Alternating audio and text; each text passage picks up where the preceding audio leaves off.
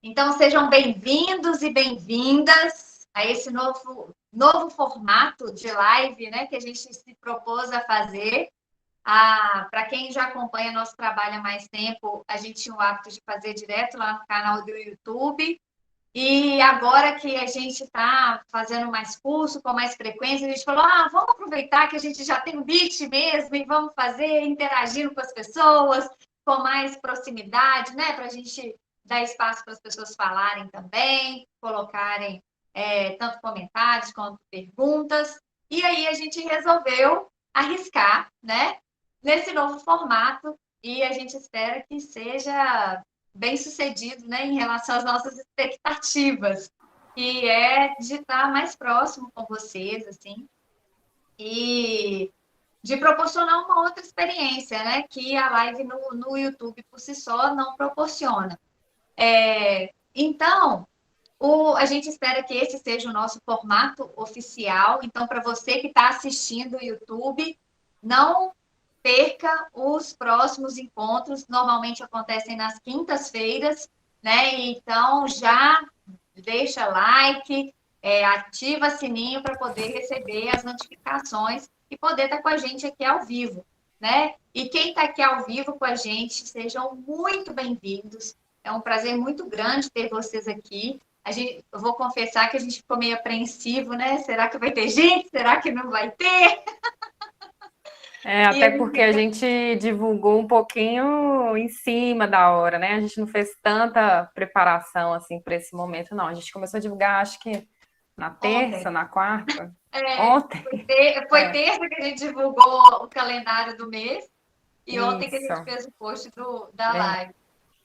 Então, obrigada pela presença de vocês. Sintam-se à vontade para participar, né? A proposta de fazer no Google Meet foi essa, né? De poder ter a participação mesmo.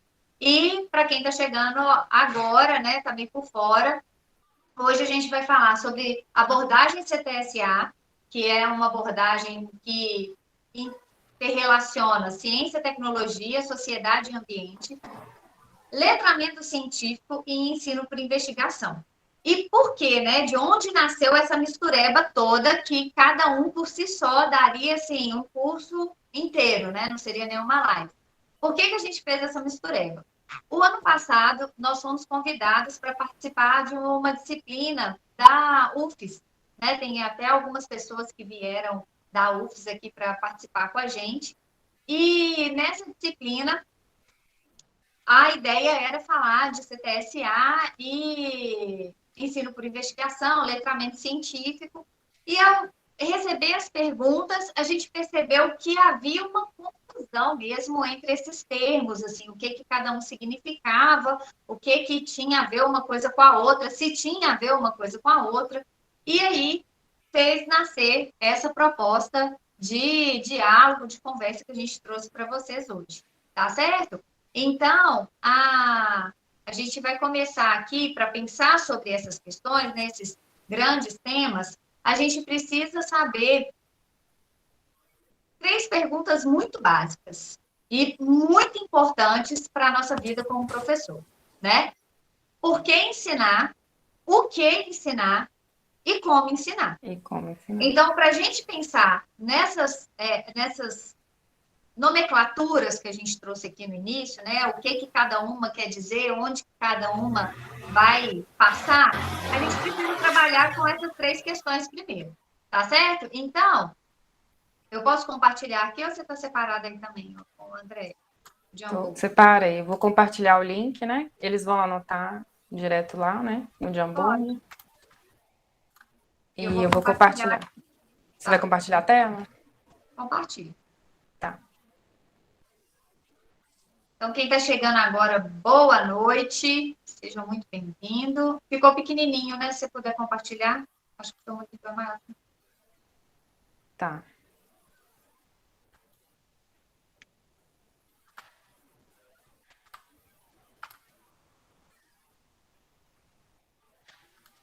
Então, o engraçado, o seu para mim ficou pequeno.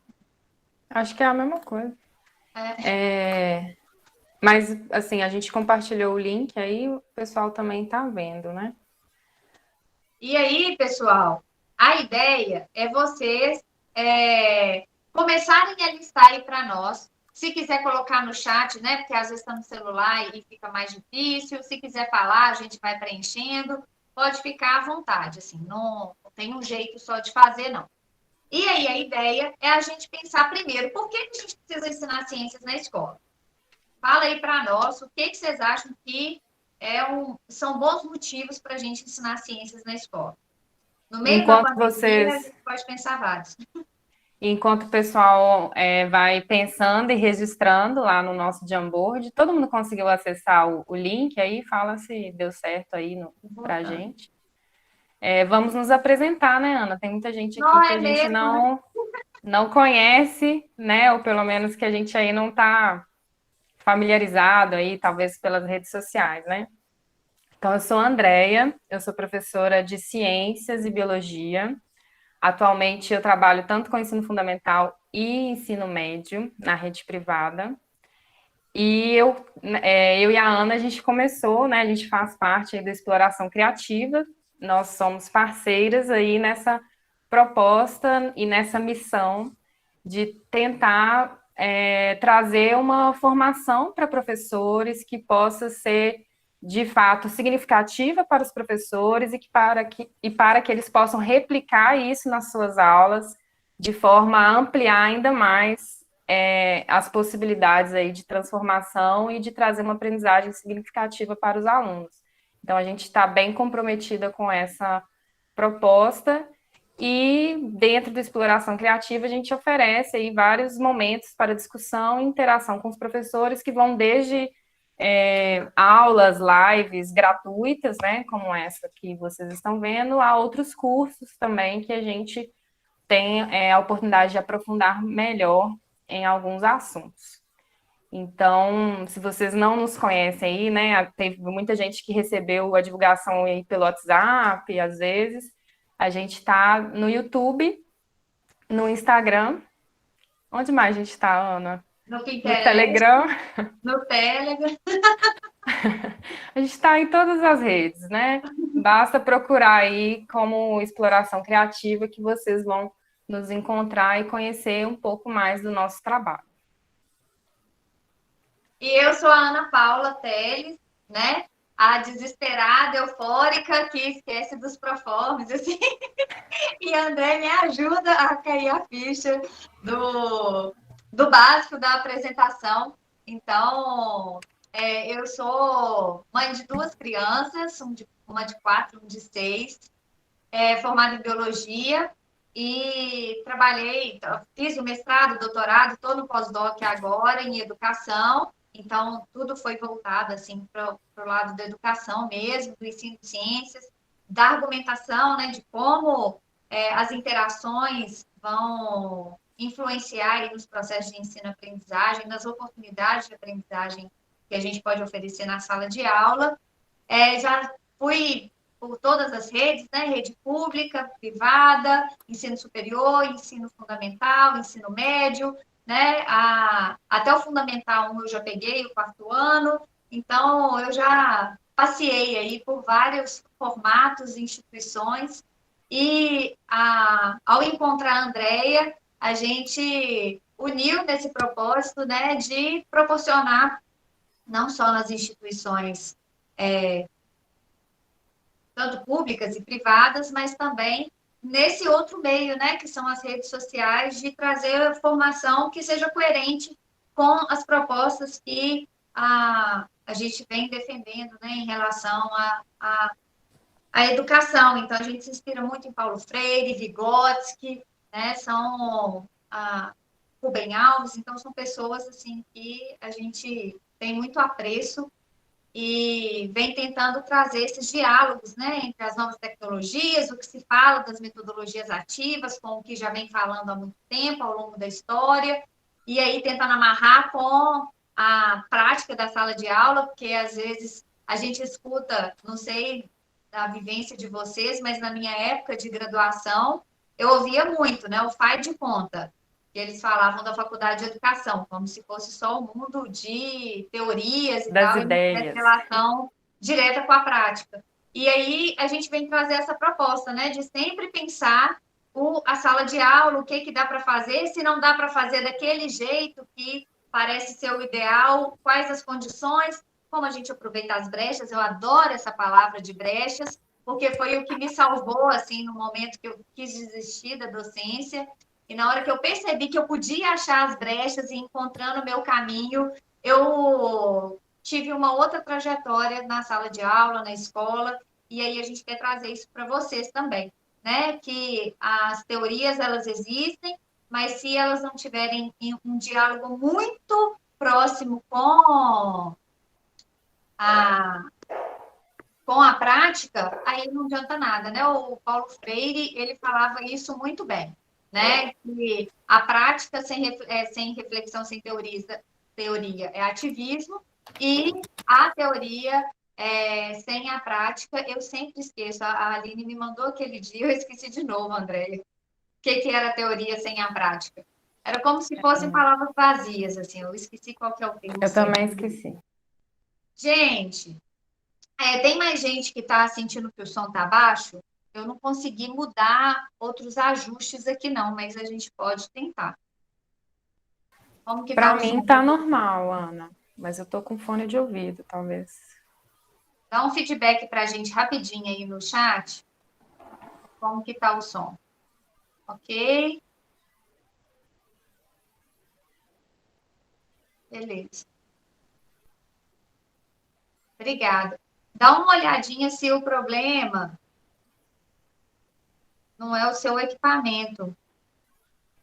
Quem falou com a gente aqui foi Dinubio. Dá uma olhadinha aí, fazendo favor. Às vezes o seu equipamento está mais baixinho. Às vezes tenta sair, entrar de volta. E o que facilita para você, fazendo favor. Já temos coisas lá no nosso Jamboard. Então, vejamos por que a gente tem que ensinar ciências na escola. Conhecer o mundo real, formação crítica, por ser este um espaço privilegiado para o ensino de conhecimentos sistematizados, liberdade de pensamento, promover a alfabetização científica de forma ampla. O que vocês acham sobre esses objetivos? Teria mais coisa para a gente acrescentar? Alguém discorda de alguma coisa que foi colocada aí? Porque aqui a gente gosta disso, viu, gente? Que as pessoas se posicionem, que as pessoas tragam argumentos. A gente gosta muito disso. Para não criar mais antivacinas. Adorei. Boa. Tem alguém colocando aí. No mundo em que uma vez eu escutei isso numa live que eu participei, mas que pessoas defendem a Terra plana e que ia ter até uma excursão para observar lá onde o limite lá que acaba a Terra, não lembro. Realmente a gente precisa repensar que o ensino de ciências falhou em algum momento, né? Em muitos momentos, né? É. E eu fico pensando muito também, essa pandemia, ela veio mostrar para a gente como que essa falha na formação, ela foi muito significativa, né? Porque as pessoas começaram a ver as privações, né? A necessidade de isolamento como uma coisa governamental. Tipo, estão proibindo de eu sair. Não, cara, se você entender como que o vírus funciona, tipo, ele precisa de pessoas perto para poder passar de um para o outro. E aí? Ele precisa disso, ele não está ligando o que você sente, se você está carente, se você não está, se você está precisando sair, se você não está. O vírus, ele não pensa, ele só quer se multiplicar. Então, se ele precisa se multiplicar e as pessoas se juntam, ele só multiplica. É simples assim, né? Não é uma questão de... pensar assim, como que esse conhecimento científico, ele é utilizado para nortear as nossas atitudes, né? E não pensando na pandemia, pensando no uso de antibióticos. Anos atrás, agora quando eu penso quantos anos faz, eu fico assustada, né? Porque agora já faz muito tempo. A gente teve um problema de superbactéria. Por quê? Porque as pessoas usavam antibiótico de uma forma desenfreada. Tinha um resfriado que era viral, tacava antibiótico. E aí ia selecionando um tanto de bactérias. Saber de seleção natural nesse momento e usar esse conhecimento para tomar atitudes, né, é fundamental. Porque se você entende isso, você vai seguir a receita certinha lá que o médico te passou, mesmo se você não tiver os sintomas. Né? Então, essa coisa do conhecer que fala, alguém colocou aí, né, um espaço privilegiado para o ensino do conhecimento sistematizado. É um espaço privilegiado, mas se não tiver essa conexão com o cotidiano, se não tiver essa conexão com a relevância, tipo assim, de perceber, de fato, o quanto aquele conhecimento é importante e saber usar esse conhecimento no dia a dia, né, não vale muita coisa, né? A gente percebe pelas atitudes. E a pandemia mostra para a gente também que a tomada de decisão é uma coisa muito complexa, não é só uma questão racional.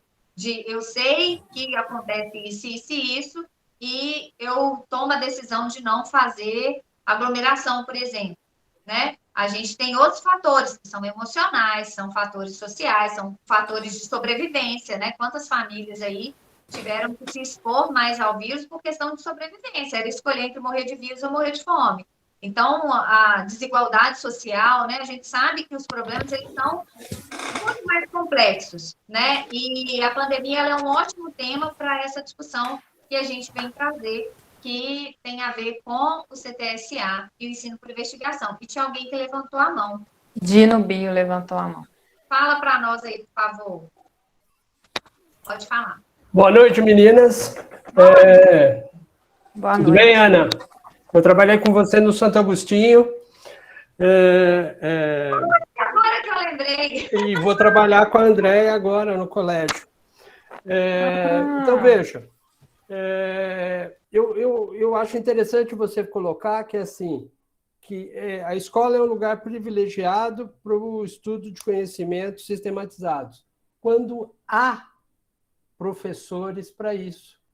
Porque a gente sabe que nesse nosso Brasil a carência de professores dentro da área de ciência e com formação sólida ou com o mínimo de formação para ensinar é muito grande. Então a gente vê, a gente observa a divulgação científica da forma como a pandemia, eu acho que a pandemia trouxe uma realidade que todo mundo citava, comentava, mas eu acho que ela trouxe para o dia a dia a quantidade de informações que a população não tem e a dificuldade que não só a escola, mas nós biólogos, nós cientistas, temos em colocar para as pessoas quais são os conceitos. Em nenhum momento a gente quer impor o que a gente está falando. Tanto é que a máxima da ciência é a dúvida. A ciência só evoluiu quando ela teve dúvida. Toda vez que ela teve certezas absolutas, mais para frente ela foi desmentida. Então, assim, eu acredito que é importante a gente também discutir questões que envolvam isso, a formação. Eu acho muito válida essa oportunidade de vocês de abrirem para conversas, exatamente para a gente poder trocar, né? Trocar informações, poder falar. Eu acho que quanto nós professores e nós dentro da área de ciências da natureza, muitos de nós se encolheram nesse momento, e esse não é um momento da gente se encolher, é um momento da gente se levantar e falar, peraí, vamos lá, vamos discutir, tá? Vamos discutir, a gente tem que começar a discutir, e no sentido, vou trocar esse discutir por vamos dialogar, porque eu posso sair de um diálogo não concordando com a sua opinião, mas eu posso ouvi-la, ouvir a sua opinião, ouvir os seus argumentos, e a partir daí eu sozinho vou repensar dentro das minhas crenças. Tá? Parabéns para vocês. Eu acho que essa é uma oportunidade que tem que ser mais divulgada. Tá bom? Bacana. Obrigado. Desculpa pelo tempo aí. Que isso. Obrigada a você por compartilhar, e você falou uma coisa interessante, que eu e a Ana também, quando a gente idealiza também a exploração criativa, veio muito dessa necessidade, que eu comentava muito com a Ana, que eu, como professora, às vezes eu me sentia sozinha, no sentido assim, a gente vai para a escola, mas o nosso contato maior são com os alunos. A gente passa 20 minutos ali de recreio por dia, dependendo de quantas vezes você vai na semana na escola, com os outros professores, e nem sempre você tem momentos ali para reunir, nem que seja professores da mesma área e tal. Então, às vezes eu me sentia sozinha nesse sentido assim, eu quero discutir algumas coisas, eu estou precisando de ajuda porque eu estou enfrentando tal desafio, e eu não tinha esse tempo, assim. Então, a nossa proposta também é trazer isso para que a gente possa expor os nossos desafios, pensar em formas de superá-los e aprender também com a experiência uns dos outros. E hoje a gente trouxe uma temática mais voltada também para o ensino de ciências, que é a nossa área de formação também, e também poderia estar aqui, não sei se tem alguém nessa situação, pedagogas ou pedagogos que vão lecionar ciências para os pequenos também, porque esse letramento científico do qual a gente vai falar, ele já começa com os pequenos, né? Ele não começa no 6º ano, que é um especialista em ciências que vai começar, mas é a partir do momento que a criança tem contato com essa disciplina, ela precisa entender alguns conceitos básicos de como o conhecimento é construído, à medida que ela vai tendo, né, ali a sua maturidade intelectual, obviamente, para que a gente possa realmente formar pessoas letradas em ciência, né? A gente não quer dizer que a gente quer formar cientista, que essa criança vai virar um cientista lá na frente, mas ela precisa ter uma base de conhecimento para ela entender essas situações aí que a Ana trouxe, né, dos antibióticos, da questão da própria pandemia, né, tomar certas decisões que envolvem aí conhecimentos que têm como base a própria ciência.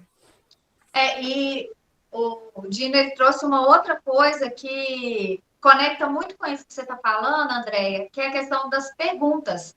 A base da ciência é levantar questionamentos a partir da realidade e buscar formas de entender aquela realidade, né? Então, vai coletar dados, vai analisar os dados. Então, esse movimento, né, essa ciência em movimento, e não uma ciência acrítica, histórica, que está congelada, pronta, né, acabada, ela precisa ser traduzida. E quando você fala que isso é desde pequenininho, eu falo com vocês, assim, pela história que eu tenho dentro de casa, sabe? Os meus 2 pequenos, para falar assim, não, pequenininho demais não entende. Eles entendem porque eles são questionadores por natureza, eles querem entender o mundo. Eles podem não fazer isso de forma sistematizada, né? E aí vem o papel dos professores para ajudar nesse processo, para ir além da pergunta. Eu faço a pergunta, mas como que eu vou buscar as respostas? São todas as perguntas que podem ser investigadas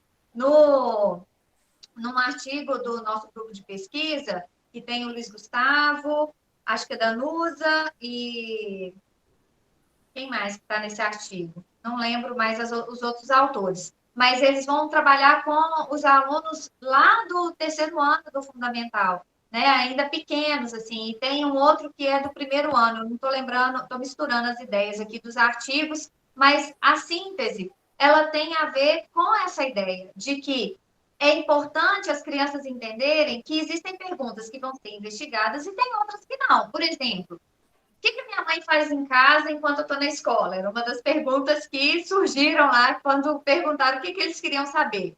Então, essa pergunta não é uma pergunta investigativa, mas uma pergunta, por que o céu é azul? Ou então, por que o besouro rola bosta, ele fica rolando aquela bolinha lá? São tipos de perguntas que têm como ser investigadas, né? Então, ajudar as crianças nesse processo, e às vezes a gente, tendo contato com os pedagogos, a gente sente essa certa insegurança, tipo, ai meu Deus, eu não entendo tanto de ciência, como que eu vou fazer? E vocês, pedagogos, vocês têm uma vantagem tão grande em relação a nós especialistas, porque vocês têm o conhecimento sobre a criança. sobre o processo de aprender da criança. E se vocês aproveitam esse conhecimento para fundamentar as práticas de ciência, vocês vão potencializar e facilitar muito a vida de quem está lá na frente, né? E esse estímulo a questionamento, dar voz para as crianças, dar voz para os alunos de todas as idades, né? A gente vai vendo que vai chegando no ensino médio, eles ficam mais apáticos no sentido de, na maioria dos casos, tá, gente? Não é todo mundo. Mas eles ficam mais apáticos uma vez que eles vão se acostumando com a cultura da escola. E a cultura da escola predomina o ficar calado, sentadinho, faz a tarefa, dá a resposta certa, né? Então, o medo de errar, ele se intensifica, porque ele só pode dar uma resposta certa, ele não pode fazer pergunta boba, ele não pode fazer que vai ser ridicularizado. E aí, a gente constrói toda uma forma de ser com o aluno, né? Dentro dessa cultura, que é contrário ao processo de ser crítico. É contrário à liberdade de pensamento, é contrário a usar esse conhecimento sistematizado que foi construído ao longo da história para resolver problemas da vida real, e é contrário ao momento que a gente vive hoje de forma muito intensa. Nós vivemos um momento de incerteza, né? Gente, como que o nome das pessoas fogem, assim, na minha cabeça, que fala do pensamento complexo? O Edgar Morin. Edgar Morin já fala disso há muito tempo, né, do pensamento complexo. De que a gente tem que ser mais estratégico do que planejador, porque planejador é sempre na certeza, assim, do que vai acontecer. O estratégico, ele vê possibilidades para caminho de seguir. E a gente vem lidando cada vez mais com problemas muito complexos, em que uma área de conhecimento não vai ser suficiente para resolver esse problema. A pandemia é um clássico disso. Não adianta olhar só da perspectiva da biologia. Isso não vai ser suficiente, porque eu tenho desigualdades sociais, assim, gritantes, que se agravam e se tornam cada vez mais, tá jogando na nossa cara, assim, o quanto o nosso mundo, não só o nosso país, ele é desigual em vários aspectos, né? Então, essas abordagens, né, o ensino por investigação, o CTSA, o letramento científico, ele vai estar mais relacionado com esse porquê de ensinar. E aí, a gente vem com essas abordagens nessa perspectiva de tentar ser mais interdisciplinar, de tentar desenvolver nesses alunos não só o conceitual, mas um conceitual em que ele está em uso, né? Em que os alunos eles têm condições de resolver problemas da vida cotidiana e que possam, de fato,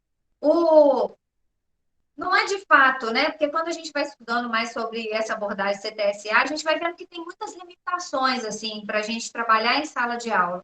Mas mesmo com as limitações, o que for possível a gente ampliar para os alunos as possibilidades de pensamento e de sentido para esse conhecimento, se nem a gente, professor, tiver consciência do porquê aquilo que a gente está ensinando é importante, não vão ser os alunos que vão descobrir. Porque a primeira coisa que a gente precisa pensar quando vai fazer o nosso planejamento, né, os objetivos de aprendizagem, faz parte de pensar o objetivo de aprendizagem, por que você está ensinando aquilo? Né? E por isso que a gente começa com essa pergunta, por quê? Que aluno que eu quero formar? E vocês trouxeram aqui um panorama muito alinhado com as coisas que a gente, não só a gente, eu, Andréia, mas a gente enquanto comunidade científica, né, no campo da educação, nós esperamos que se forme cidadãos, né? A gente tem uma parte que vai querer que se forme novos cientistas, claro que tem, né? Porque a gente quer que a comunidade acadêmica se amplie, se consolide, isso é óbvio. Mas saber ciências não pode ser só para formar cientistas, porque nem todo mundo vai ser cientista. Então, eu tenho que pensar em qualquer área do conhecimento que o meu aluno for escolher para a vida dele, qualquer coisa que ele for fazer, o que esse conhecimento de ciências que eu estou trabalhando em sala de aula pode contribuir para a vida desse aluno. Seja imediatamente no contexto local que ele está vivendo, às vezes ele vive perto de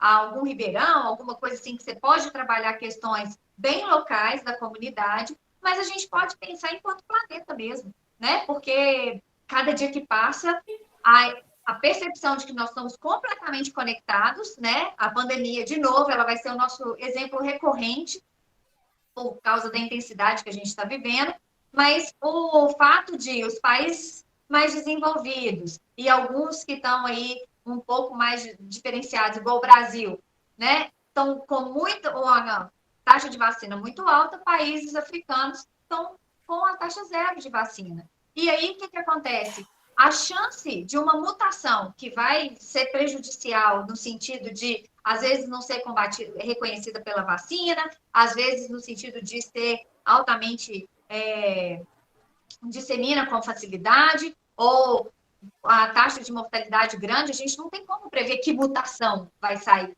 Né? Não é uma coisa que é calculada, pode sair essa mutação que é boa, pode sair essa que é ruim. A gente não tem como prever qual mutação vai ser. Mas a gente tem como saber que quanto menos gente vacinada tem, maior chance de mutação. E como mutação é aleatória, pode ser alguma coisa bem problemática.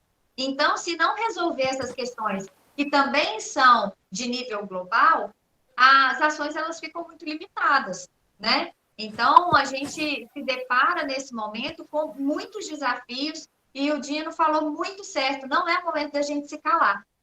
Não é momento da gente falar, tudo bem. Não, isso não quer dizer ser desrespeitoso com outras formas de conhecer. Não é sobre isso que eu estou falando, né? Eu concordo muito com o que ele falou no sentido de diálogo. A gente tem que estar aberto ao diálogo, mas trazendo evidências do nosso posicionamento. Afinal de contas, o conhecimento científico ele é estruturado a partir de evidências. Não é achismo, não é opinião, não é, talvez eu queira, talvez eu não queira. Não é sobre isso. Né? Nós estamos falando de uma base de conhecimento que tem um conjunto de, por mais que seja mutável e tenha todo o seu processo de construção histórica, mesmo esse processo de construção é a partir das evidências que se tem disponível no momento. Né? Então, que a gente se posicione em relação aos conhecimentos, trazendo evidências, trazendo coisas, porque aí a gente está dando mais condições para o nosso aluno também ter elementos para poder se posicionar dos diferentes lugares que eles habitam e convivem, desde diferentes perspectivas, né? Porque às vezes eles vão conviver com pessoas que não vão pensar igual eles. Mas se eles também têm esse embasamento para poder se posicionar, eles vão fazer isso com muito mais facilidade, né? Mesmo com as limitações. Então, essa questão, né, só para a gente deixar claro aí, do letramento ou alfabetização científica, a gente preferiu trazer o letramento só porque é um termo mais comum na BNCC. Essa expressão vai ter mais a ver com o fato da gente pensar por que a gente deve ensinar ciências, por que as ciências da natureza está na formação curricular básica dos estudantes do nosso país, né? Então, vocês já elencaram aí vários argumentos que são importantes da gente pensar para quando os alunos fazem aquelas perguntas, por que eu tenho que aprender isso? Você conseguir trazer um argumento que seja mais convincente do que vai cair na prova, né? Ou um argumento que tenha mais relevância do que esse, tá? Então, é importante a gente sempre fazer essa reflexão e, como a Ana falou, é o primeiro passo para a gente pensar, inclusive, os nossos planos, os nossos planejamentos e planos de aula. E a partir disso, a gente precisa agora pensar em o que a gente precisa ensinar. Então, o que vocês entendem que é relevante dentro das ciências da natureza, que é importante que os alunos aprendam. Vocês podem colocar no Jamboard ou colocar aqui no chat que a gente coloca lá. Enquanto vocês vão anotando, uma questão de letramento científico e alfabetização científica, se vocês forem buscar na literatura, vocês vão observar que tem alguns impasses, assim, em relação ao significado de cada um. Né? Tem gente que vai falar que o letramento científico está mais relacionado com essa compreensão mais geral sobre o fazer da ciência, sobre como que o conhecimento científico é construído, e que a alfabetização estaria relacionada mais a uma parte mais instrumental e tal.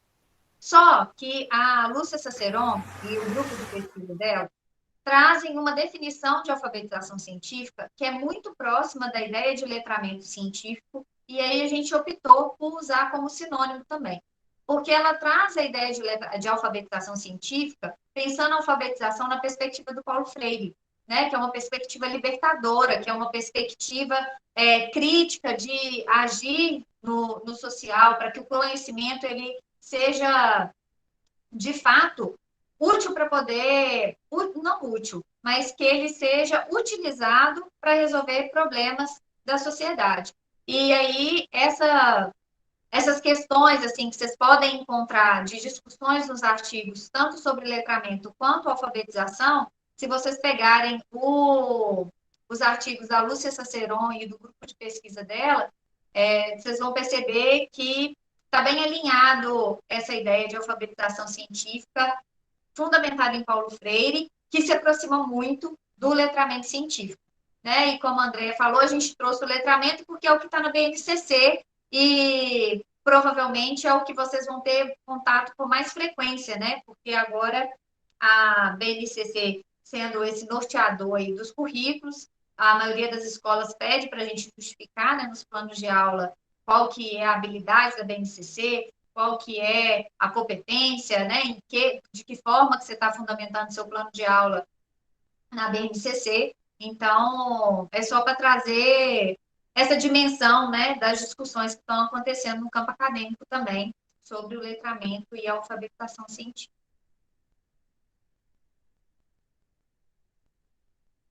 E aí já começaram a aparecer algumas coisas aqui sobre o que ensinar de ciência. O conhecimento atualizado e não a verdade absoluta.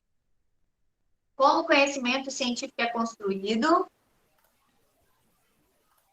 os conteúdos por meio de questões sociocientíficas. O que mais?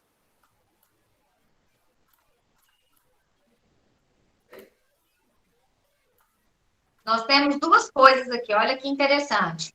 Tem uma questão que é sobre como a ciência trabalha, né? E pensar na questão histórica da ciência, que é essa parte aí de mostrar que o conhecimento é provisório, mas é um provisório que está sendo fundamentado em evidências e que é validado na comunidade científica por uma comunidade, não são achismos, né, no sentido de falar, é porque eu acho que é isso. Não, tem uma análise ali para ver a consistência teórica, com metodológica, com os objetivos, com os resultados, e isso é validado por uma comunidade, né? Então, é um conhecimento que é construído socialmente. E como que a gente pode trazer isso para a construção na sala de aula? Né? Isso é uma coisa que a gente vai pensando, a gente pensa o porquê, que é onde a gente quer chegar com os nossos alunos, e aí a gente vai pensar numa perspectiva do letramento científico ou da alfabetização científica, né? Onde a gente quer chegar. E aí, depois a gente vai trazer um pouquinho sobre como que isso foi mudando ao longo da história, né? O letramento científico não foi uma coisa só desde quando surgiu. Ele vem se transformando de acordo com a sociedade também, e a gente vai conversar um pouquinho mais para frente. E aí, a gente tendo esse porquê, onde a gente quer chegar com os nossos alunos, a gente pensa no que ensinar, né? E aí vocês estão trazendo dimensões importantes, que é entender essa ciência numa perspectiva mais ampla, não só como uma verdade absoluta, mas como um conhecimento que é histórico, um conhecimento que é construído socialmente, né? Então, quando eu penso em como ensinar, isso tem que estar no meu horizonte também, né? Como que eu vou fazer com que os meus alunos vivenciem o aprendizado da ciência de uma forma que eles percebam essa dimensão da ciência, né? E aí, a questão dos conteúdos.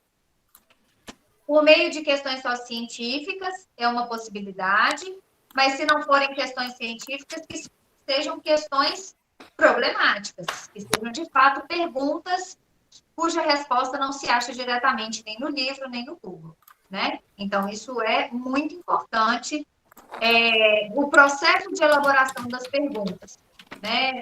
E aí, muitos de vocês podem estar se perguntando assim, que a gente estava falando antes, né, André? Que é o pessoal que estava chegando, chegou um pouco mais cedo, a gente estava falando das limitações que tem na escola. Aí você vai pensar, meu Deus, mas eu tenho um universo de conteúdo para trabalhar, como que eu vou fazer isso? Né? Não tem como eu fazer uma sequência investigativa de 10, 15 aulas. Tá tudo bem. Tá tudo bem não ter como. Né? Você não tem como fazer. Aí você não faz nada. A proposta não é essa. Então, a gente vai pensar em como o conhecimento científico se estrutura e vai tentar, dentro do nosso contexto, dentro da nossa realidade, trazer o que for possível. Então, você vai dar uma aula só expositiva. Estrutura a sua aula de modo que você possa trazer mais perguntas, não perguntas retóricas, mas perguntas que os meninos possam participar, que eles possam trazer a vivência deles, que eles possam trazer outras perspectivas, para você conhecer quem são melhor esses alunos. Dê espaço para os seus alunos fazerem perguntas.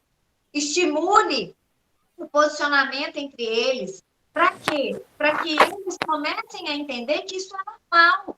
E que se eu vou ter que me posicionar, eu vou ter que ouvir o meu colega. Eu vou ter que ouvir com uma escuta atenta, não uma escuta de ridicularização, porque a ridicularização não vai ter espaço naquele lugar, né? Porque vai sendo construído naquele ambiente uma nova forma. Isso toma mais tempo da aula? Você vai precisar de mais tempo para fazer isso? Vai. E aí, a gente estava até comentando aqui que a gente já fez um vídeo no nosso canal que fala disso, assim, de algumas estratégias para poder você ter mais tempo e aproveitar melhor esse momento síncrono, mesmo que você tenha que dar conta de todo o conteúdo. Então, como que você vai selecionar esses conteúdos? Como que você vai fazer com o restante do conteúdo que você não vai dar no síncrono, né? Então, esse vídeo ele pode dar mais detalhes, assim, mais ideias para vocês. Então, se esse é um dos seus problemas, o vídeo pode te ajudar com algumas coisas. E aí, E a gente vai... a gente sempre tenta pensar, né, que a nossa aula ela tem que ter um objetivo ali mais associado ao contexto do aluno, ao cotidiano, né, aquela questão de trazer um significado, de trazer uma relevância, mas no dia a dia da sala de aula, não sei vocês, mas com alguns conteúdos, eu pelo menos tenho alguma dificuldade em fazer isso de imediato, e isso é normal. Mas o que eu tenho aprendido é que às vezes, para que o aluno entenda a aplicação daquele conhecimento, a relevância daquele conhecimento, vai ser absolutamente normal passar por alguns momentos ali de aulas que você precisa trabalhar alguns conceitos, né? Então, o que eu tenho pensado quando eu vou planejar a minha aula é um pouco isso. Qual que é a relevância desse conhecimento? É essa. Mas para eu chegar nessa relevância, para conseguir demonstrar dessa relevância, eu tenho que percorrer esse e esse caminho. E talvez essa aula aqui vai ser uma aula mais conceitual e tá tudo bem. Não quer dizer que você está sendo um professor só tradicional, que você não está usando nada de inovador, né? Você está planejando ali a sua aula para alcançar esse objetivo final, que é o aluno entender a relevância de tudo aquilo ali que você está falando. Isso pode demorar talvez 2, 3, 4 aulas. Então, porque eu fico pensando que às vezes a gente vê tanta essa coisa que você tem que ser inovador, que tem que usar as metodologias ativas, e que você tem que usar isso e aquilo, e às vezes não dá para a gente fazer isso em todas as aulas, né? Então, é muito assim que a Ana fala também da gente achar as brechas para inovar, claro, mas a gente também entender que, às vezes, a relevância de um determinado assunto, ela demora a ser alcançada, porque ela passa aí por conceitos iniciais que são importantes para que o aluno aprenda. E outra coisa que seria interessante é que a nossa proposta não é esvaziar de conceitos, né? A gente precisa dos conceitos. É importante que os alunos tenham conceitos, acesso a esses conceitos que foram sistematizados ao longo da história. Isso é relevante. A gente não está indo contra essa ideia. Às vezes, o negócio está na ordem. Por exemplo, se você começa a sua aula com algum questionamento, igual colocaram aqui, né, no Jamboard, que conhecimento científico relacionado ao cotidiano, que impacta a vida das pessoas. Então, se você começa problematizando antes de trazer o conceito, vamos dizer assim, então você traz o problema. Aí o menino começa a querer responder o problema, ele começa a se engajar com o problema, e aí ele precisa do conceito, ele está mais aberto a te ouvir, do que quando você vai falar e ele não tem importância nenhuma. Então, às vezes, essa ordem dos fatores, ela pode alterar muito o produto. Né? Tem gente que fala que a ordem dos fatores não altera o produto, mas nesse caso pode alterar muito. Por quê? O Rubem Alves fala isso, mas isso mexe muito comigo, porque ele fala que a gente tem que despertar fome. A gente não tem que alimentar o nosso aluno, a gente tem que deixar ele com fome de conhecimento. Porque quando ele está com fome de conhecimento, ele está aberto a te ouvir. Ele está aberto a aprender aquilo, porque aquilo naquele momento interessa a ele. E aí, nesse universo, né, que a gente tem celular que dá acesso a tudo, a conhecimento, a jogo, a entretenimento, a um tanto de outras coisas, a nossa competição é por atenção, né? Por mais que a gente tenha comentado aí antes de começar a live, né, que tem escolas que adotam diferentes procedimentos para limitar o uso do celular e tudo mais, os alunos, quando eles estão conversando, quando eles estão desinteressados da nossa aula e prestando atenção um no outro, também é uma disputa por atenção, né? Então, quer dizer que a gente vai dar conta disso sempre? Não, mas quanto mais a gente se esforçar, mais natural fica para a gente isso. A gente tem que entender que é um processo nosso e é um processo dos alunos também. Vocês vão ver eu falando isso muitas vezes e a Andrea também, né? Que a mudança é processual. Não adianta, gente, a gente achar, aprendi uma metodologia nova, vou aplicar e que tudo deu certo. Às vezes pode dar tudo certo, mas pode não dar também, porque as pessoas não estão preparadas para aquilo. Né? Então, a gente tem que ir avançando de uma forma gradativa, tanto para nós quanto para os alunos. E é um exercício. A cada nova tentativa, você vai tendo mais clareza sobre o que aquilo representa para você, sobre o que aquilo representa para os seus alunos e vai ajudando-os também a sair desse lugar de apatia. Né? Porque, principalmente quem trabalha com ensino médio, já pegou meninos que estão, assim, acostumados com a escola. O que é estar acostumados com a escola? Naturalizou que é um lugar de ficar sentadinho, caladinho, sem causar problemas. Como se falar, se posicionar fosse causar problema, porque alguns ambientes, de fato, vai ser considerado isso. Né? Então, o nosso trabalho é desconstruir essa ideia do que é ser bom aluno, do que é ser bom professor. E isso passa não só da nossa relação com o aluno, mas na nossa relação com a direção. Às vezes a direção entende que os alunos estão conversando, às vezes estão fazendo um trabalho em grupo, que aquilo é bagunça. Às vezes as famílias reclamam que não tem o conteúdo no caderno, porque não fez a página X do livro, porque comprou o livro e tinha que usar todas as páginas daquele livro didático. Então, as barreiras que a gente encontra são as nossas próprias barreiras, né? De coisas que a gente tem dificuldade, esse movimento que a Andrea falou, né? De pensar o porquê que aquele conhecimento é importante, inicialmente ele é mais desafiador.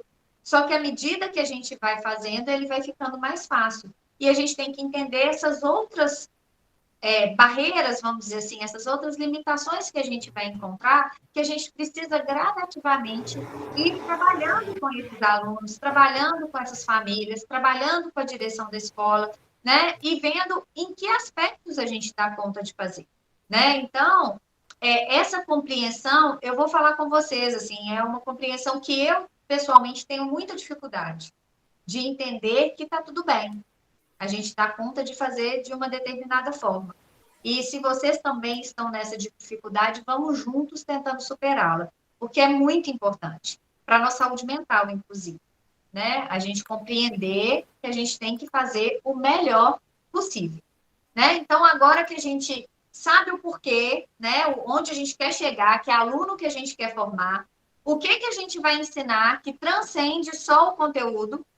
Eu vou pensar em como esse aluno vai usar o conteúdo conceitual, vou pensar em socioemocionais, vou pensar em procedimentos, vou pensar em atitudes e valores, vou pensar o que ensinar bem amplo. Aí a gente vai pensar o como ensinar. E aí a gente trouxe algumas imagens aqui sobre como ensinar e o que vocês acham que representa melhor o como ensinar ciências para atingir aquele objetivo maior, que é o porquê do ensinar. Fala para nós aí, quais estratégias vocês acham que ajudam melhor a atingir esse objetivo? Pode mandar no chat também, viu, gente? Se vocês não quiserem abrir o áudio.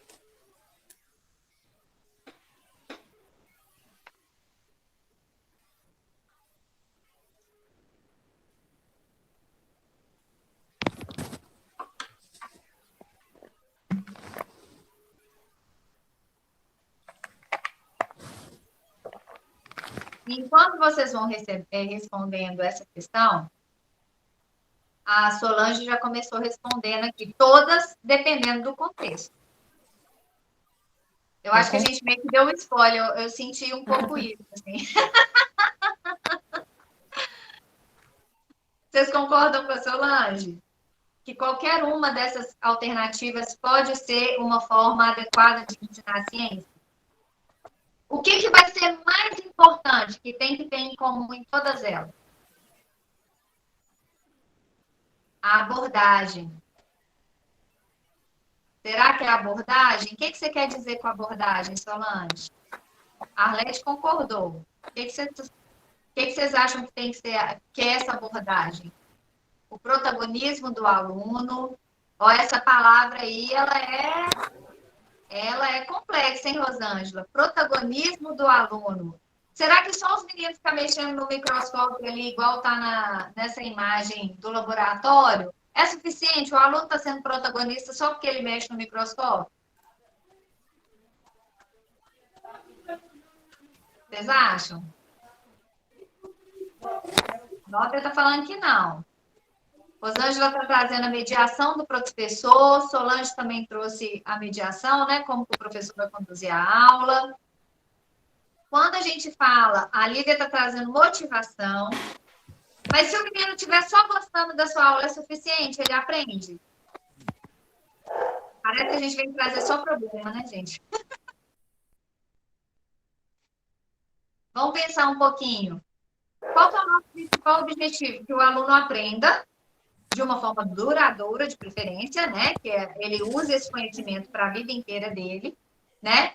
Que seja prazeroso, sem dúvida, porque senão você nem chama a atenção dele.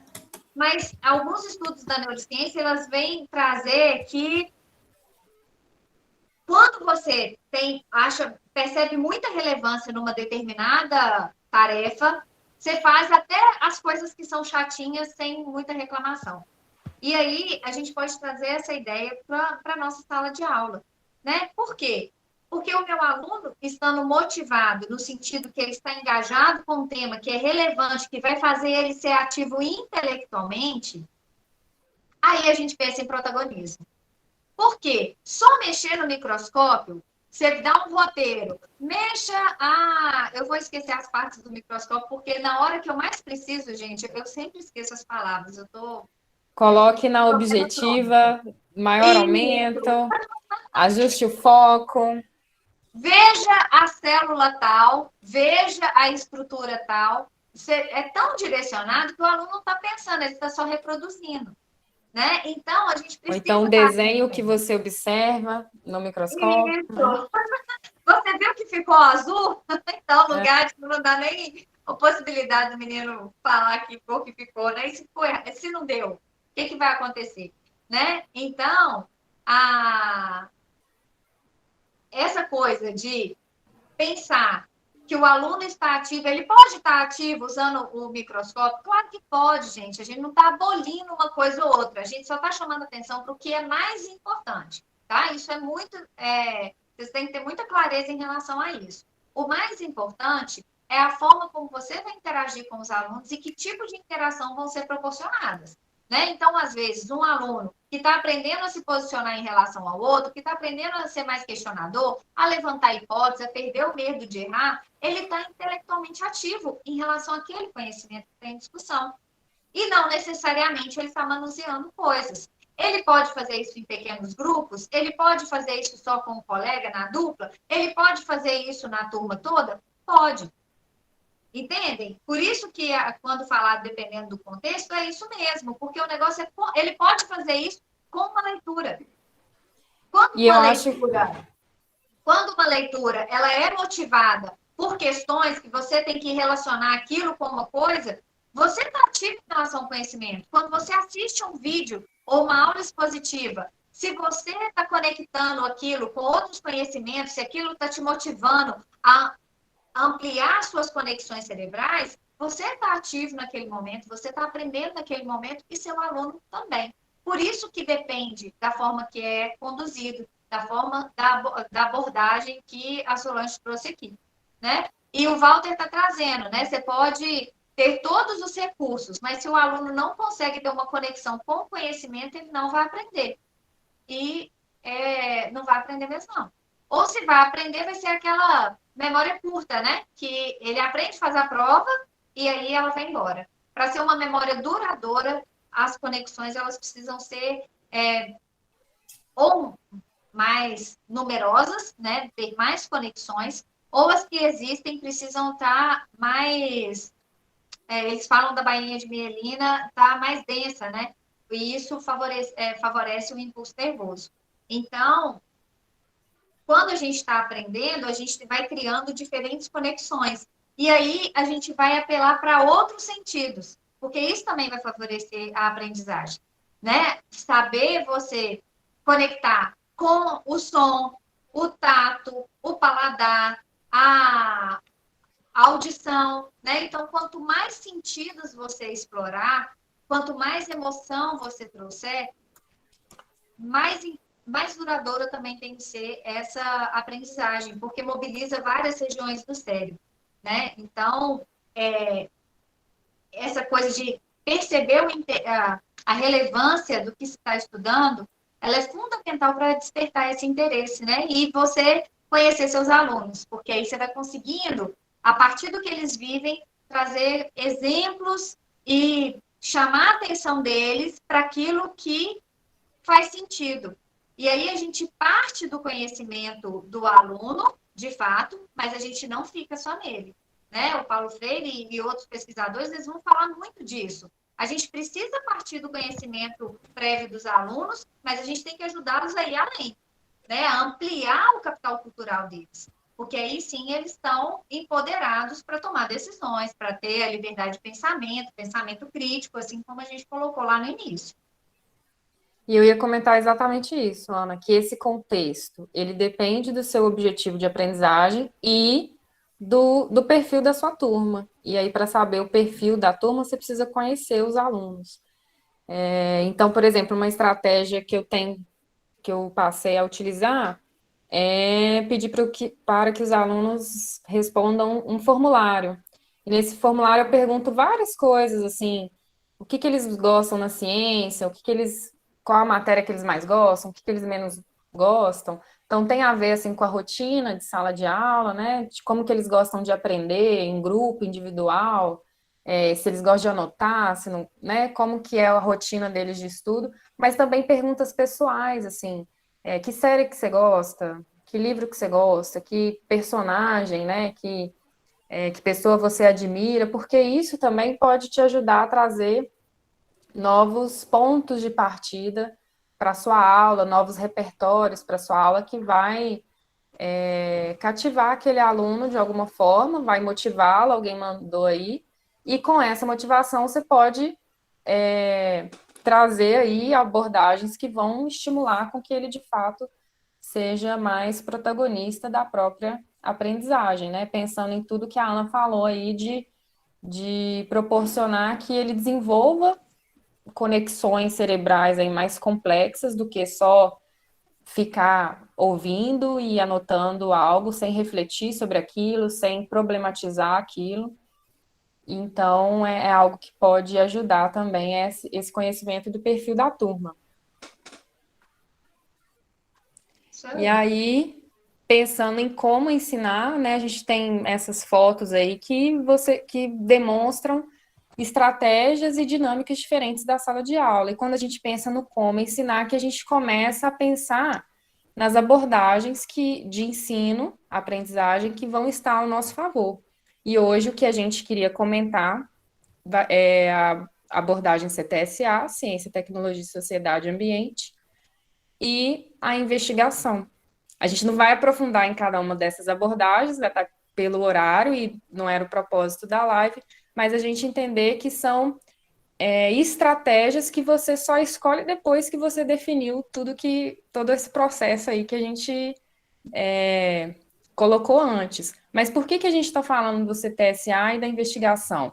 Porque são abordagens, né, pelo que a gente estudou, pelo que a gente conhece, que vão ajudar, que vão contribuir muito na construção lá daquele letramento científico, que são possibilidades de aprendizagem que vão oportunizar que o aluno esteja mais ativo e que você traga problemas da vida real que podem ser resolvidos ou que dependem do conhecimento científico para serem resolvidos. E aí, pensando nessa diferença básica entre esses três conceitos, né, a gente vai pensar que o letramento científico está lá no topo, que é o nosso objetivo, onde a gente quer chegar, os alunos que a gente quer formar. E aí, como eu tinha falado antes, esse letramento ele mudou ao longo da história, né? Então, houve um período da história, principalmente na época das guerras, que o objetivo era formar cientistas, né? Então, foi a época que o método científico ele ficou muito forte e, infelizmente, ele foi distorcido e perdura como se seguir a receitinha de bolo, igual eu falei do microscópio, já é suficiente para o letramento científico. E nessa época, nessas décadas aí para trás, isso era suficiente. E depois, com o advento dos problemas socioambientais muito intensos, né, a abordagem de CTSA, na época chamava só CTS, depois incluíram o ambiente aí na sigla, que veio como proposta para proporcionar esse letramento científico. E aí a ideia era que a discussão entre ciência, tecnologia, sociedade e ambiente tivessem aí interligadas. Por isso, essa abordagem do CTSA, ela tem uma facilidade muito grande para proporcionar trabalhos interdisciplinares, né? Porque vão pensar questões complexas, igual o exemplo da pandemia que está aqui o tempo inteiro nessa live, que vai ter que considerar várias dimensões que não só a científica, né? Que não só do conhecimento. E aí a gente tem que tomar um cuidado muito grande com o cientificismo, né? Porque a gente vai entrando nessa vibe, assim, de ser tão atacado, assim, né? Tipo, tanto anti-ciência ao nosso redor, que a gente começa a passar a fazer um discurso que faz pensar que a ciência vai resolver todos os problemas e que é o único caminho para resolver os problemas, então a gente tem que tomar cuidado com isso também, né? A gente tem que apresentar para o aluno, assim como o Dino trouxe, que a gente precisa se posicionar, e a gente precisa mesmo, mas tomar cuidado para não virar cientificismo, né? No sentido de colocar uma viseira e achar que a ciência resolve todos os problemas, e a gente sabe que sozinha ela não vai resolver nada, né? Ela precisa, com problemas complexos, estar associada com os conhecimentos de outras áreas também. E aí, agora, a perspectiva do ensino de ciências, ela está muito mais relacionada com essa questão do ativismo social. Então, passou por muito tempo que o letramento científico ele estava relacionado com a dimensão dessa discussão, ciência, tecnologia e sociedade, o ensino de investigação também como uma abordagem muito propícia, né, para ajudar os alunos a entenderem como que a ciência constrói o conhecimento, quais questões que poderiam ser investigadas, numa perspectiva muito restrita. E agora o letramento científico ele vem sendo discutido numa perspectiva bem conectada com Paulo Freire, bem transformadora. Então, se o aluno não puder usar esse conhecimento para mudar a sociedade, para mudar a sua forma de agir na sociedade, esse conhecimento ele está sendo subutilizado, vamos dizer assim. Então, a ideia do letramento científico, ela vai evoluindo ao longo da história, influenciada por várias questões, principalmente sociais e históricas, né? Econômicas também, tudo isso vai influenciar políticas, tudo isso influencia como que esse conceito vai evoluindo aí ao longo da história. E, então, o letramento científico seria o nosso objetivo, né? Onde a gente quer chegar, que aluno que a gente quer formar e o como está relacionado à abordagem, como a Andrea trouxe, né? Então, se a gente fosse fazer um esqueminha, a gente tem o letramento científico como o porquê de ensinar ciência e o CTSA e o ensino por investigação como os meios para se atingir esse objetivo, para conseguir que os alunos sejam letrados cientificamente. Está fazendo sentido? A André colocou aí no chat. Beleza. Mais alguém? O Arlete está tranquilo? Tem alguma dúvida, gente? A gente empolga, né? Vai falando desenfreadamente.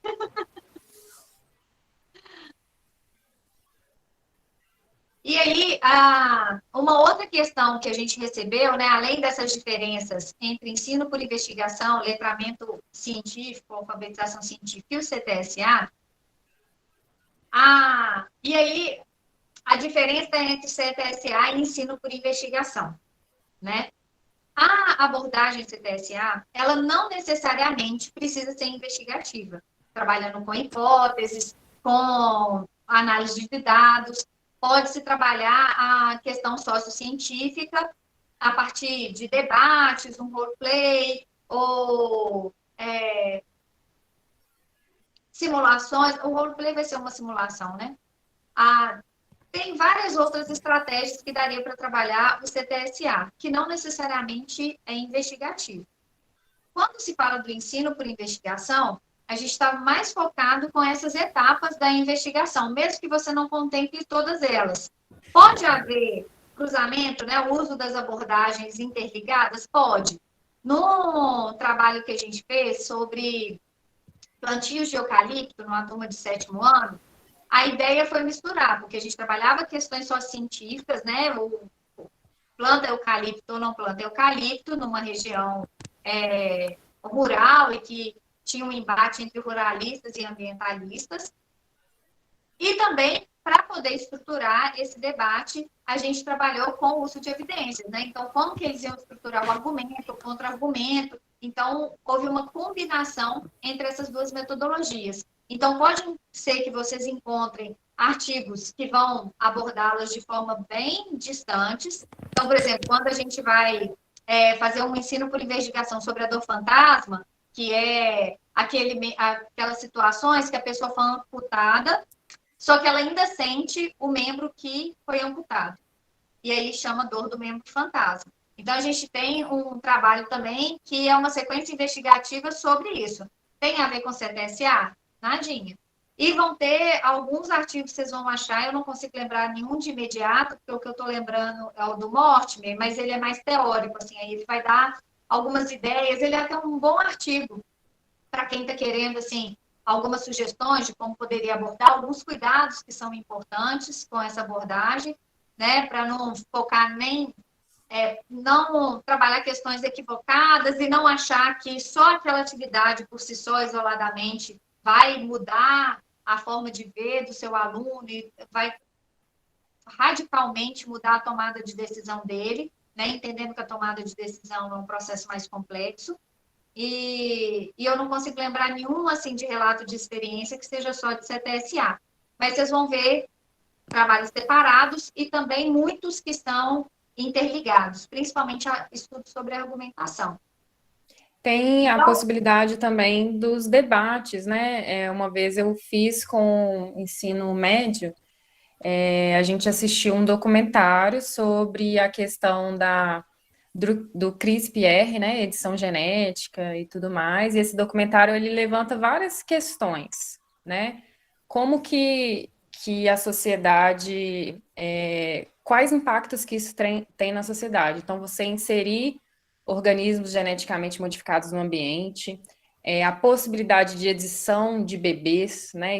O casal escolher as características dos bebês, e traz também a questão dos biohackers, né? Pessoas que incentivam que qualquer pessoa, em qualquer lugar do mundo, faça experimentos sem necessariamente estar no laboratório, sem necessariamente, assim, ter um conhecimento ou até mesmo estar num lugar mais normatizado, tudo a partir de seguir um protocolo e um roteiro e auto-injetar na própria pessoa para tentar curar aí algumas doenças, né? Então, esse documentário, ele discute bastante essas questões.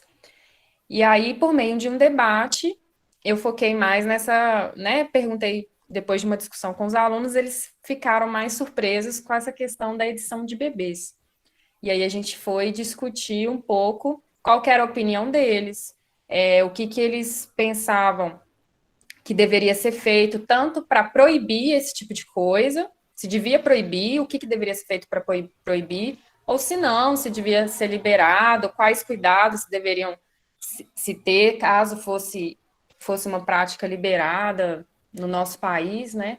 Então, o CTSA, eu entendo que diferente, que a investigação ela tem um passo a passo, assim, né? De uma pergunta, levantar hipóteses, discutir essas hipóteses, né? Refutá-las ou comprová-las, né? E depois você comunicar o resultado, né, dessa resolução, dessa pergunta. E no CTSA você não necessariamente tem esses passo a passo bem pré-determinados, mas envolve que você pense numa questão de abrangência social dentro aí da ciência, né? Por isso essa possibilidade de trabalhar de forma interdisciplinar com as ciências humanas, por exemplo. A pandemia é um ótimo exemplo, né? E como a Ana falou, a ciência não dá conta de tudo.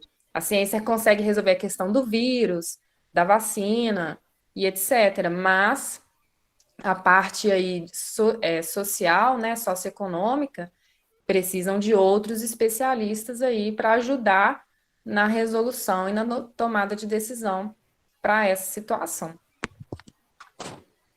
E aí, uma outra pergunta que a gente recebeu sobre esse assunto é se é possível incluir a abordagem CTSA, ou alfabetização científica, em metodologias para ensino fundamental, ou essa abordagem deve ser utilizada apenas a partir do ensino médio. Aí eu pergunto mais ainda, educação infantil deveria ser alfabetizada cientificamente? O que vocês acham?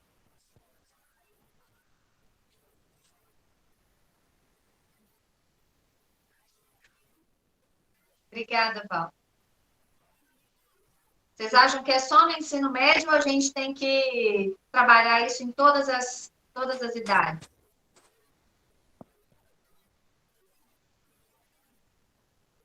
Douglas está colocando aí, quanto mais cedo, melhor. Unânime, né, gente? Uma vez que a gente começa a perceber que, quando eu falo de alfabetização científica, eu estou falando de uma questão bem mais ampla, é super importante que eu trabalhe isso desde os piquititicos, né? Vamos aproveitar. A criança já começa com a fase dos porquês lá, que ela quer saber o porquê de tudo do universo. Joga mais para eles. O que você acha? Aí você vê que hipóteses que eles elaboram, ajude a expandir o horizonte deles, né? Um ouvir o outro. O que você acha da hipótese do fulano? Traz alguns dados nessa sequência dos micos, que foi com a turminha do terceiro ano, do fundamental. Eles, a professora ia inserindo as informações gradativamente. Então, eles elaboraram a hipótese, por que o mico estava aproximando, que o miquinho estrela apareceu na escola, e as crianças estavam em discussão se devia ou não alimentar os micos. Né? E aí a professora aproveitou essa situação para discutir se pode ou não alimentar os micos e por que os micos estão aproximando da escola. Né? E aí, dos seres humanos, de uma forma geral. E eles elaboraram várias hipóteses, a professora foi mediando esse processo e apresentando gradativamente alguns dados adaptados, né, dos estudos acadêmicos, de forma que os alunos fossem pensando sobre aquela informação e como que aquilo dialogava com o que estava antes. Né? E isso dá para fazer desde os pequenininhos. A criança vem perguntar uma coisa para você, antes de você já ir no ímpeto, né, de já dar a resposta, pergunta para ela o que ela acha.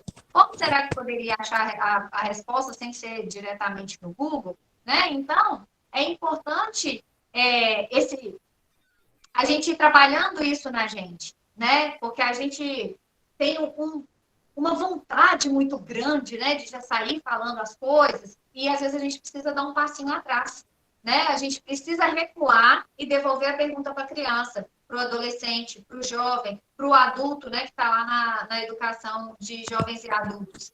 Devolve a pergunta para que isso possa criar um ambiente de questionamento, né? Se a gente conseguir mudar essa cultura da sala de aula, no máximo das nossas possibilidades, eu tenho certeza absoluta que a nossa contribuição para a educação de uma forma geral será muito significativa. Por quê? Porque a gente não vai estar pensando no ensino por investigação, no CTSA ou no letramento científico de uma forma geral, como coisas isoladas ou como coisas assim. Eu só posso fazer CTSA se for assim, assim, assado. Eu só posso fazer ensino por investigação colocando as coisas em caixas. Vamos desencaixotar um pouco as coisas e pegar a essência daquilo ali, porque é o que eu estou trazendo quando eu penso numa aula expositiva, de trazer perguntas, estimular os meninos a trazerem, levantar hipóteses, em trazer algum dado para eles pensarem, eles discutirem se faz sentido, não faz, para eles se ouvirem, para eles se posicionarem. Tudo isso, eu estou usando os fundamentos do ensino por investigação para estruturar uma aula que é expositiva. Eu posso pensar nas questões sociocientíficas como ponto de partida, como questão de interesse, de relevância, que pode estar próximo, imediatamente próximo do meu aluno ou não, né? Porque quando eu penso as alterações climáticas, eu posso pensar no derretimento das calotas polares e posso pensar no calorão que a gente está vivendo, no seco, no molhado e na mudança do clima, assim, de uma forma enlouquecida, que o menino está vivendo ali, naquele momento, os problemas respiratórios que são advindos dessas mudanças. Então, se a gente traz essas questões, essas abordagens, tentando entender a essência delas, fica muito mais fácil a gente achar as brechas, muito bem lembrado, André, a intensidade da chuva na Bahia e Minas, que cada vez parece que é cíclico, né? Tem épocas que são muito intensas e a gente vive depois épocas de muita seca. Aí a gente pode pensar no El Ninho, né? E todos os outros fatores que estão todos interligados. E se a gente pensa como fundamento, como eu estava falando, é mais fácil achar brecha. Por que é mais fácil? Porque eu não fico apegada em, nossa senhora, eu vou ter que planejar uma sequência investigativa, eu vou precisar de umas 15 aulas. Você desapega disso. Se você tiver oportunidade, e isso for muito legal, e isso for viável na sua escola, aproveita e vai, mergulha fundo e vai. Mas a gente sabe que a realidade da maioria das escolas não é essa. Né? A maioria das situações que a gente vive enquanto professor é de aperto, aquele currículo ali que você tem que dar conta de um conteúdo programático gigante, com pouco tempo e com poucas condições dessa aprendizagem dos alunos ser de fato duradoura e significativa. Né? Então, se a gente tem as premissas dessas abordagens de uma forma mais clara na nossa cabeça, é mais fácil a gente encontrar essas brechas. Né? E lembrando que a gente tem sintonia com uma perspectiva de letramento científico, que a gente espera formar alunos que vão usar esse conhecimento, esse conteúdo conceitual, e para resolver os problemas que são complexos, que são reais, e que, por mais que a gente coloque eles de uma forma hipotética, eles têm conexão com uma coisa real que está acontecendo no mundo. Né? Então, a principal ideia dessa live era pensar nessa perspectiva, né, de trazer esses 3 grandes conceitos que a gente tem no ensino de ciências, principalmente, né, ensino de ciências da natureza, perceber que a gente pode dialogar com outras áreas do conhecimento, principalmente quando a gente alia o CTSA com o ensino por investigação, a gente traz outras áreas para resolver os problemas e dialogar com aquelas propostas. E a ideia aqui não era discutir cada abordagem, cada conceito de uma forma aprofundada, porque não tem como, né? A gente precisa de mais tempo. Mas só para poder esclarecer, né? Essas diferenças. E uma dica para começar a pensar em como trazer, né, a abordagem CTSA, e até mesmo a investigação é ficar atento aos jornais, né? Então, essa questão das chuvas aí que eu mencionei é uma coisa que está acontecendo. Então, é mais uma fonte aí que pode nos inspirar e para nos ajudar a trazer essas metodologias ou esses debates para a sala de aula. Então, alguém tem mais alguma dúvida, algum comentário sobre essas abordagens, sobre o letramento científico?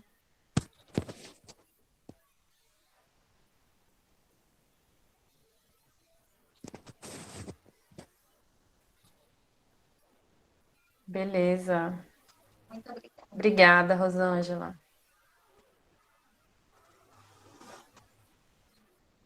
Então é isso, gente. A gente tem a intenção de fazer às quintas-feiras um pouco mais nesse formato. Inclusive, a gente vai começar um clube de leitura para discutir alguns artigos e alguns trechos, né, de livros. A ideia é que a gente conclua todo o livro, mas a gente vai aos poucos aí para que todo mundo consiga acompanhar também a leitura, né, dos livros. Então, uma das nossas intenções é trazer artigos, né, o próximo relacionado a metodologias ativas, e o clube de leitura a gente está pensando aí em 2 livros já. O primeiro é o Comunicação Não Violenta, que a Ana está ali na mão já, e o segundo é o Pedagogia da Autonomia, do Paulo Freire. A comunicação não violenta, ela não tem uma relação direta assim, né, não é um livro que fala sobre educação. Mas é uma temática que é muito importante porque está falando de relacionamentos, né? Como que a gente pode ser mais assertivo aí nos nossos relacionamentos, fomentando o diálogo lá que o Dino trouxe no início dessa discussão. E a ideia é a gente começar a pensar como que a comunicação não violenta pode nos inspirar aí dentro da sala de aula para que a gente tenha uma comunicação assertiva com os alunos, que gere encantamento, que gere respeito ali na sala de aula, né? Tanto da nossa parte para com eles e entre toda a comunidade ali da sala de aula. E a pedagogia da autonomia, talvez vocês já tenham lido na faculdade, eu li quando eu estava na faculdade, e as ideias, eu lembro pelo menos das ideias serem muito densas, né? E eu lembro de ser poucas aulas para discutir todas as ideias, então a gente quer trazer uma oportunidade para a gente ir caminhando ali num ritmo mais suave para discutir aí ideias do Paulo Freire e como que comunica com o que a gente conversa aí sobre metodologias ativas, inovação, todas essas coisas aí que a gente acha que é novo, mas isso começou há muito tempo atrás já. Agora que a gente está tomando a consciência e está tentando colocar isso em prática. E a ideia que a gente quis trazer do clube de leitura foi inspirada numa abordagem que eu tenho adotado para eu conseguir ler algum livro, né? Ou aquela coisa assim, tenho que pegar o livro e ler um livro inteiro de 280 e poucas páginas, 285 páginas. Você fala, não vou ler, né? Sou professora, agarrada, tem filho, tem casa, tem marido, tem isso, tem aquilo, não leio. Aí, o que eu adotei nessa pandemia e funcionou? No primeiro ano, eu li uns 10 livros. Pílula de leitura. Eu acordava, eu pegava o livro, eu lia 1 ou 2 páginas do livro. E aí, 1 hora ele acaba, né? 1 hora a gente consegue concluir o livro, porque a gente está lendo um pouquinho. Aquilo ali gasta, no máximo, 10, 15 minutos do seu dia, te coloca para pensar num tanto de coisas e você vai aumentando a sua reflexão e assim trazendo para o seu dia a dia o que pode usar, o que não pode, e a leitura vai fluindo. Aí a gente quis trazer isso para a realidade de exploração criativa, né? Para que, já que professor tem que ser eterno estudante, né? Para a gente poder se aprimorar, para a nossa reflexão sobre a prática estar ali bem afinada, a gente quis trazer essa possibilidade. Né? Então, a ideia é ler um pouquinho cada dia. Então, os artigos, o que a gente vai discutir na semana que vem é o de metodologias ativas. Já está lá o link dele para baixar é gratuito e está no link da bio, aquele sitezinho que fica quando vocês entram No no nosso Instagram. perfil. Lá no A gente pode Instagram. mandar no Telegram também, né? Pode. Eu acho que no Telegram está, mas é bom mandar por agora, porque É, fica muito que ele é recente, né? antigo. E aí a gente vai ler, vai discutir esse artigo, e a ideia é a gente construir junto as ideias do que está no artigo, sabe? Para que a gente possa pensar assim, quais são as principais ideias que aquele artigo traz, o que me gera dúvidas ou que eu não concordo tanto, e como que a gente pode trazer isso para a sala de aula. A gente não tem as respostas prontas, já estou avisando, tá? A ideia não é já trazer uma playlist assim, ó, faça isso, isso, isso, isso. A ideia não é essa. A ideia, playlist não, né? Estou pensando em música. Checklist. Checklist. A ideia é a gente poder fazer uma coisa bem colaborativa. Isso mesmo, Douglas, é uma formação colaborativa, principalmente comunicação não violenta, porque como a André falou, o livro ele não está escrito para falar sobre educação, ele está falando da vida. Da Tem vida. hora que aparece situação de escola, tem hora que aparece situação de conflito lá nos palestinos e israelenses da vida, tem hora que é coisa de dentro de casa, mas a gente tanto eu quanto a Andréia, a gente pensou assim, como que essa discussão ela pode vir para a escola? Porque ela pode vir para a nossa relação com os alunos, com a direção, com os colegas, com as famílias, e aí a gente vai pensar junto, tá? A ideia é essa, é ser colaborativo mesmo. Tanto que vocês vão ver que o nosso Jamboard, ou o mapa mental, a gente ainda não definiu qual que vai ser a ferramenta, vai vir limpinho, limpinho. E no final, a gente vai estar com ele bem estruturado, de uma forma que todo mundo possa compartilhar, né? Contribuir. Ele compartilha lá no Telegram, e aí todo mundo pode usufruir desse material que vai ser coletivo. Eu estou apostando muitas fichas nesse projeto, viu, gente? Porque eu acho que vai ser muito legal. A gente está muito animado. Eu também estou animada, porque a Ana é a disciplinada da dupla. E aí eu vou tentar acompanhar aí. E nós vamos conseguir. Não deu para ler, não vem assim mesmo, tá, gente? Porque aí a gente vai crescendo junto, vai trazendo exemplo, pensando junto. Combinado? E só para a gente fechar, a gente não pode sair sem um check-out aqui, saber o que mais marcou vocês. Se vocês tivessem que contar aquele professor, aquela professora que você falou assim, nossa, eu queria tanto que fulano viesse e ele não veio, ou ela não veio, o que vocês iam contar, assim, que foi mais marcante para vocês desse nosso encontro? Escreve aí, por favor.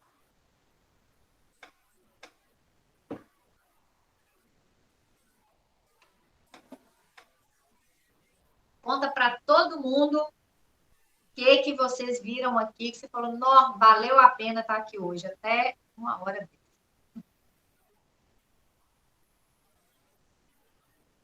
A Rosângela, você é uma fofa. Obrigada. Obrigada. Aí não vale, a gente.